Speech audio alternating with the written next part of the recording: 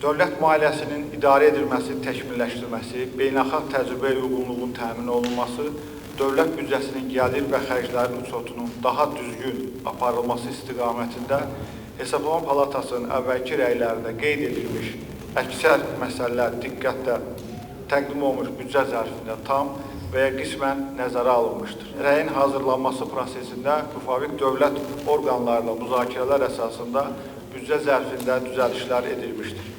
Bununla yanaşı, qanun layihəsinin bəzi maddələri üzrə təkmilləşmələrin aparılmalı olduğuna qənaətinə gəlinmişdir. Belə ki, qanun layihəsinin 7-ci maddəsində əks etdirilmiş dövlət büdcə xərclərinin funksional təsnifatının təhlili uçotda bəzi uyğunsuzluqların olduğunu göstərmişdir. Hesablamalarımıza əsasən bu uyğunsuzluğun məbləği 150 milyon manatdan çoxdur.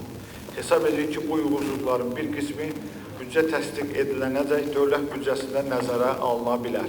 Qanun layihəsinin 15-ci maddəsində göstərilmiş icmal büdcənin xərclərinin yuxarı həddi ilə bağlı hesablamalarımızda da uyğunsuzluqlar olduğunu göstərir. Belə ki, icmal büdcənin tərkibindəki bəzi qrup daxili əməliyyatlar icmal büdcədə nəzərə alınmalı qənaətinə gəlmişik. Qarşıdakı illərdə fiskal diaqnostika alətlərinin tələbləri nəzərə alınmaqla büdcə zərfinə daxil olan məlumatların siyahısı, çeşidi və keyfiyyətinin artırılması, maliyyə əməliyyatlarının qeyri-maliyyə əməliyyatlarla müşahidə edilməsi üçün addımların atılmasına da zərurət vardır ki, bu da büdcə sənədləşməsinin təkmilləşməsinə xidmət edər.